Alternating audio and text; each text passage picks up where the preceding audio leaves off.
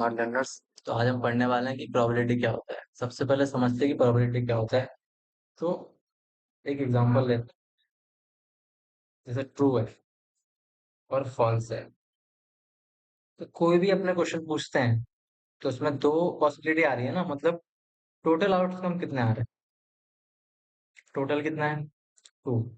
अब उसमें या तो ट्रू हो सकता है या फिर फॉल्स हो सकता है, लेकिन दोनों हैं कितने, वन।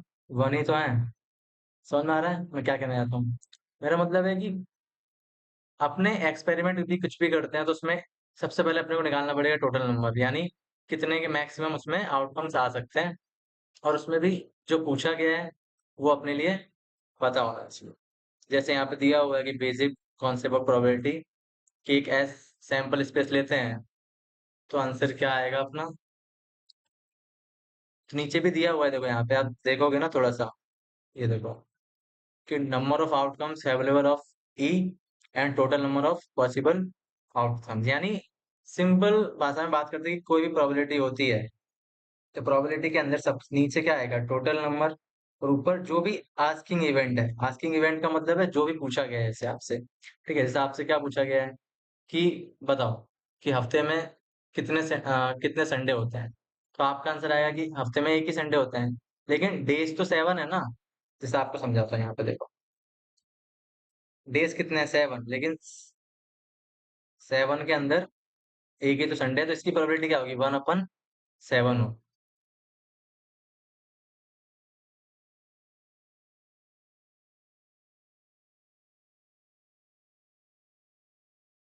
देखो और अच्छे से समझते हैं तो अपने बात करते हैं कि जीरो जो है, तो जीरो प्रोबेबिलिटी कब आएगा, जब इम्पॉसिबल इवेंट होगा।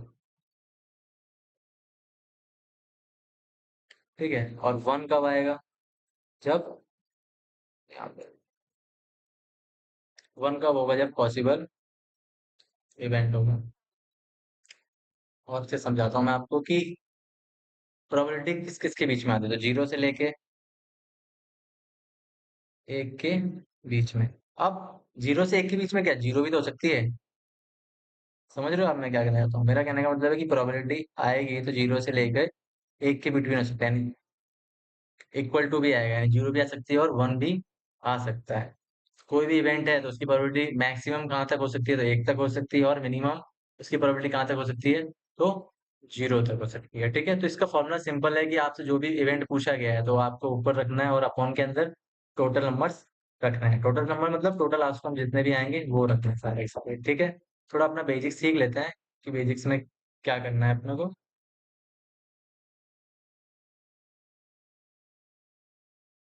जैसे यहाँ पे आपको समझाता हूँ कि एक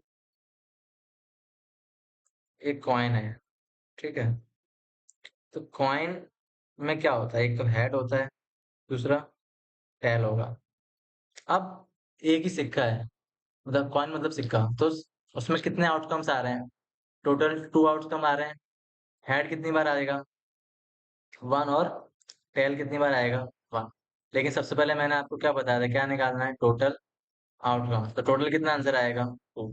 ये कितनी बार का बता रहे हैं अपने, ये बात कर रहे हैं अपने वन टाइम। अगर एक बार उछालेंगे ना, तो यानी एक ही सिक्का है अपने पास और एक ही बार उछाला जा रहा है। अब टोटल नंबर आ चुका है, अब मैं आपसे पूछता हूँ कि बताओ हेड आने की क्या प्रोबेबिलिटी है।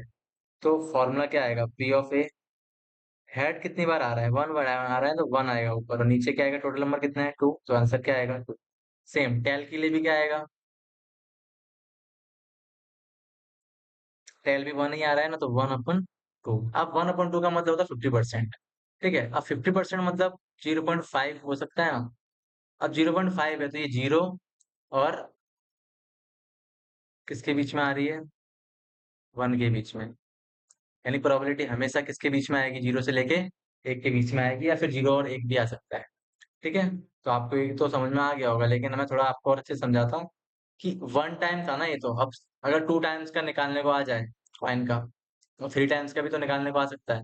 सबसे पहले आपको सीखना पड़ेगा कि टू टाइम्स के आउटकम्स कैसे बनते हैं और थ्री टाइम्स के कैसे बनते हैं। ठीक है, तो मैं आपको सिखाता हूँ, 2 मिनट।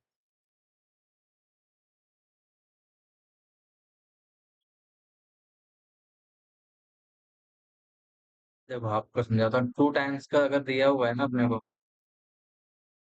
टू टाइम्स का, यानी टू कॉइन दे के रखा है, या फिर टू कॉइन दे के रखे हैं, एक ही बात है। तो सबसे पहले समझते हैं कि एक वाले में क्या था, हेड और टेल। दूसरे वाले में भी तो दो पॉसिबिलिटी आ सकती है कि पहले वाले में हेड आ जाए, फिर दूसरे वाले में क्या आ जाए, हेड और टेल। सेम यहाँ पे भी हेड और टेल। तो आपको बनाना सिखाता हूँ मैं। एक ऊपर से लेके अपने को नीचे जाना है, समझ रहे हो आप? यानी यहाँ से जाके ऐसे जाना। तो सबसे पहले क्या आएगा, एच। दूसरी बार में क्या आएगा, एच आएगा। यानी पहले वाले वाले में क्या आ रहा है, एच, और दूसरे वाले कॉइन के अंदर भी क्या आएगा, एच आएगा। सेम, ये सबसे पहले वाले में एच आया, दूसरे वाले में क्या आएगा, टी। सेम। टी का मतलब टेल है ना, और हेड, एच फॉर हेड। फिर टी, एच, टी और टी। इसका मतलब टोटल कितने आउटकम आ रहे हैं, तो फोर आ रहे हैं। और मैं आपको समझाता हूँ कि अगर हेड वाला कभी भी दिया है ना, तो इसका हमेशा टू की पावर एन के अंदर आपको आउटकम्स मिलेंगे। जैसे एक बार किया गया था, अपन ने एक कॉइन को उछाला था, तो आंसर क्या आया था, टू। लेकिन जब टू टाइम्स किया गया तो कितना आया, फोर। अगर थ्री कॉइन अगर अपने टॉस करते हैं तो कितना आंसर आएगा, एट आएगा। समझ में आ गया? तो ये आपको टू टाइम्स वाला तो बनाना आ गया, तो अपने थ्री टाइम्स वाला भी सीख लेता है। देखो, एच और टी। सेकंड वाला तो यही रहेगा, सेम टू सेम। दूसरे वाले में भी कितने आएंगे, हेड और टेल आ सकता है, हेड और टेल। सेम टू सेम यहाँ पे भी, इसमें भी दो आएंगे, एच और टी, यानी हेड और टेल। यहाँ पे भी हेड और टेल। 2 मिनट आप वीडियो को रोक कर आप खुद से कमेंट में बताएं कि इसके आउटकम्स क्या आएंगे। देखो मैं आपको बताता हूँ।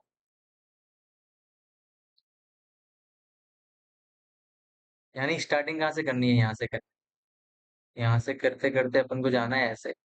सेम, फिर ऐसे ऐसे ऐसे।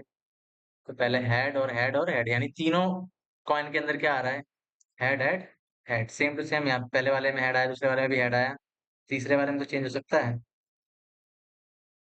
सेम यहाँ पे, एच, टी, एच।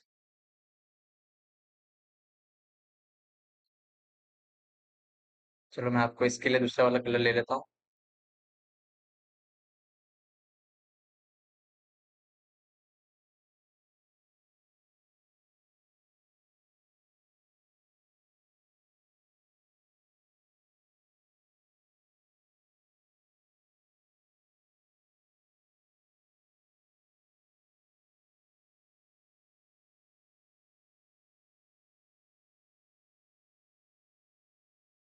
तो उससे पहले क्या आएगा, टी, फिर एच, फिर एच।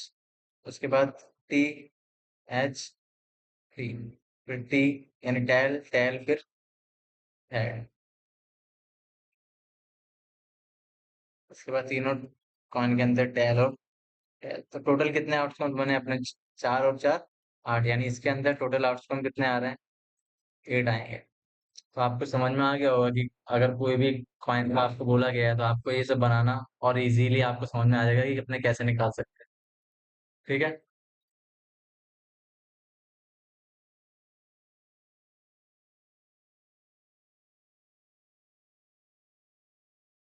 देखो वापस से मैं आपको समझा देता हूँ कैसे किया है।